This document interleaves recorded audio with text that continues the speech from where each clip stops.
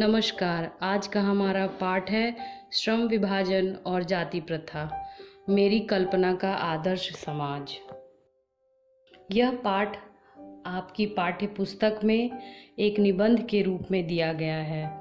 इस पुस्तक में जो ये पाठ दिया गया है, इसमें भारतीय समाज में श्रम विभाजन के नाम पर मध्ययुगीन अवशिष्ट संस्कारों के रूप में सुरक्षित जाति प्रथा पर मानवीयता, नैसर्गिक न्याय एवं सामाजिक सद्भाव की दृष्टि से विचार किया गया है। श्रम विभाजन और जाति प्रथा, मेरी कल्पना का आदर्श समाज शीर्षक पाठ के लेखक हैं डॉक्टर बाबा साहब भीमराव अंबेडकर। डॉक्टर बाबा साहब भीमराव अंबेडकर किसी परिचय के मोहताज नहीं हैं। हम इनको बहुत अच्छी तरह से जानते हैं और मूल रूप से इन्हें हम अपने संविधान निर्माता के रूप में जानते हैं। बाबा साहब भीमराव अंबेडकर का जीवन परिचय हम लोग देख लेते हैं यहाँ पे जल्दी से। इनका जन्म 14 अप्रैल 1891 ईस्वी, मृत्यु 1956 ईस्वी को दिल्ली में हुई। जन्म स्थान मऊ, मध्य प्रदेश। पिता रामजी सकपाल, माता भीमा बाई। शिक्षा इनकी अगर हम लोग देखें तो 1907 में इंटर, 1912 में बीए, 1915 में एमए और 1916 में पीएचडी की उपाधि इन्हें प्राप्त हुई। बहुत पढ़ने में कुशाग्र बुद्धि के थे, तेज थे, बहुत पढ़ना भी चाहते थे। तो इसी से खुश होकर के बड़ौदा नरेश जो थे उस समय, उन्होंने इनको छात्रवृत्ति प्रदान की और उसी छात्रवृत्ति के पैसे से अमेरिका, इंग्लैंड आदि जगह पढ़ने के लिए गए।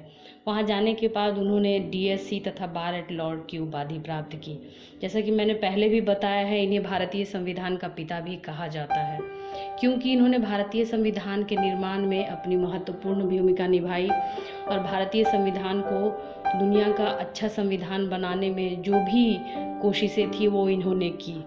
अंबेडकर जी सिर्फ संविधान के निर्माता के ही नाम से नहीं जाने जाते, उसके अलावा ये बहुत अच्छे इतिहास मीमांसक थे, विधिवेता थे, वकील थे, अर्थशास्त्री, समाजशास्त्री, शिक्षाविद तथा धर्म दर्शन के विख्याता थे। शिक्षाविद के रूप में भी इन्होंने कॉलेज में पढ़ाया था और धर्म दर्शन के बारे में अगर इनका हम लोग जाने तो इन्होंने संस्कृत का धार्मिक, पौराणिक और पूरा वैदिक वाग्य में अनुवाद के माध्यम से पढ़ा था और उन्हें समझा था। इन्होंने ऐसे अनेक महत्वपूर्ण और मौलिक सामाजिक काम किए जो आज भी समाज को दिशा प्रदान करते हैं।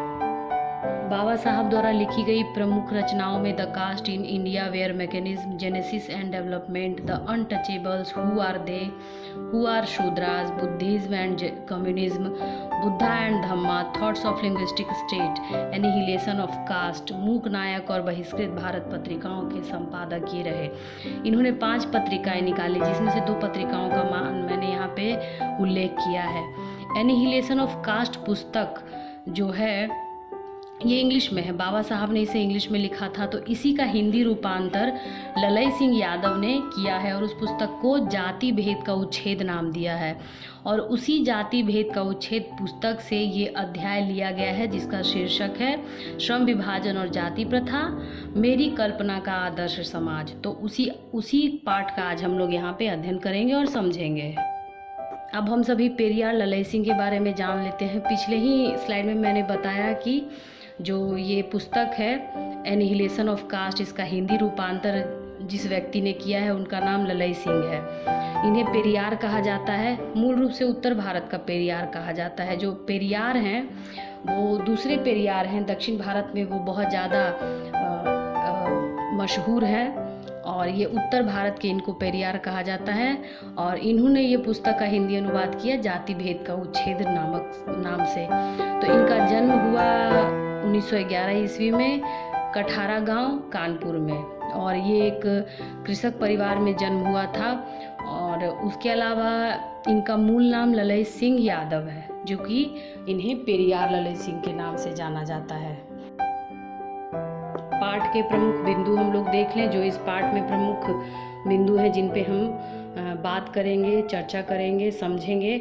श्रम विभाजन की बात इसमें की गई है। जाति आधारित श्रम का विरोध किया गया है। सामाजिक सद्भाव, मानवीयता और नैसर्गिक न्याय की बात की गई है। बंधुत्व और भाईचारे का वातावरण की बात की गई है।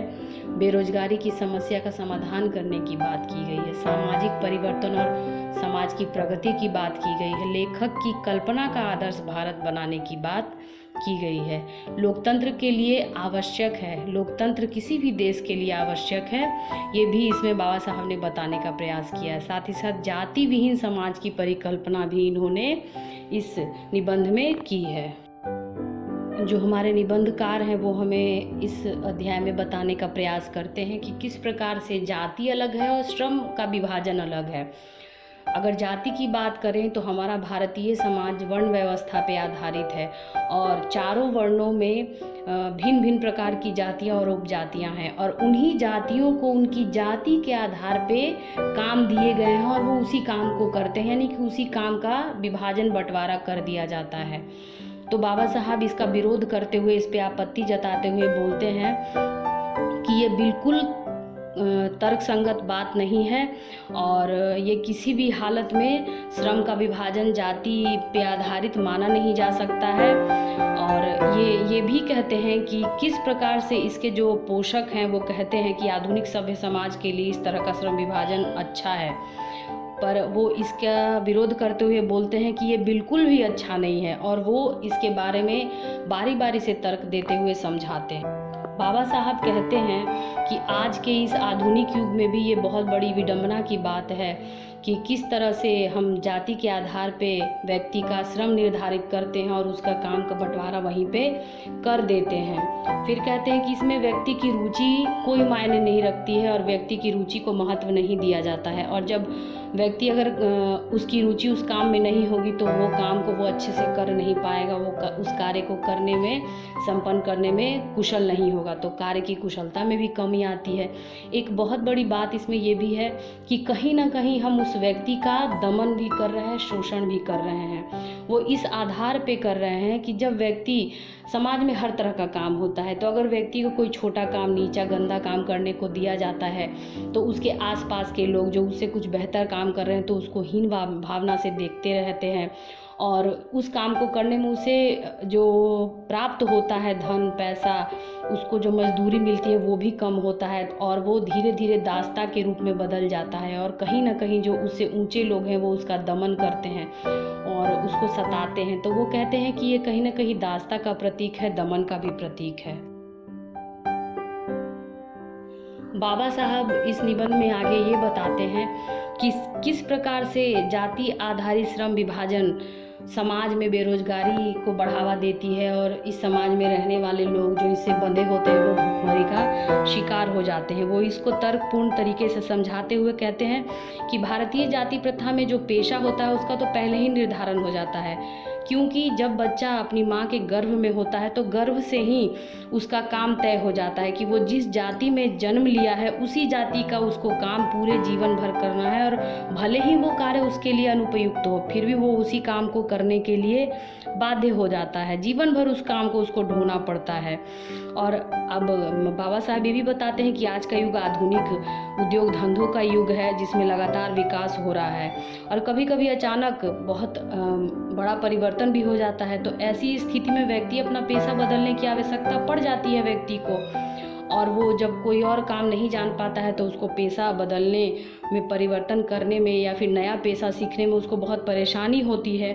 तो इस प्रकार से जो ये जाति प्रथा पर आधारित श्रम का विभाजन का प्रचलन हमारे देश में है वो कहीं ना कहीं मनुष्य की इच्छा को भी मारता है और उसकी इच्छा के अनुकूल पेशा चुनने के लिए